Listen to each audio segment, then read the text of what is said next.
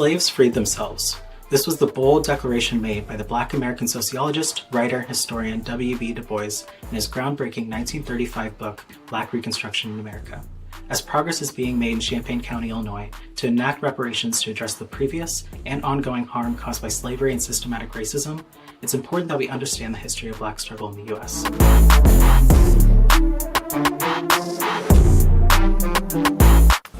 During the Civil War, as Union troops advanced into the South, hundreds of thousands of enslaved people abandoned plantations in a grassroots rebellion against the slave masters. Du Bois, who was a Pan-Africanist and a socialist, emphasized that this was not merely an escape from bondage, but a general strike against the conditions of slave labor, involving an estimated 500,000 African Americans by the end of the war.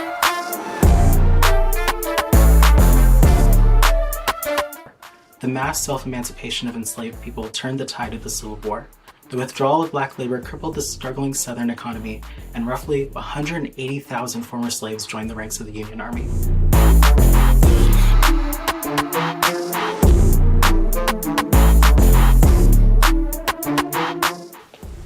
This also pressured President Abraham Lincoln to issue the Emancipation Proclamation, as the federal government could no longer ignore the de facto abolition African Americans were leading on the ground in the South.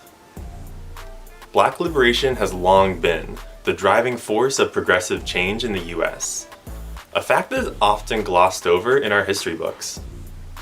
Enslaved people were not passive recipients of emancipation. They were bold organizers and fierce freedom fighters on the forefront of a radical reconstruction of American society and politics. We must continue this legacy of audacity. The movement for reparations requires an organized Black working class to demand what is theirs. Black labor created the foundation of American wealth upon which the current billionaire class has built their fortunes.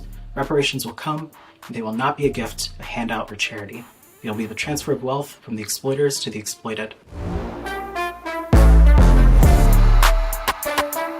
The capitalists exploit our labor to generate their profits. The billionaire ruling class has achieved their wealth through the exploitation of the working class generally, and of Black labor specifically. We must get organized to defeat the billionaire agenda.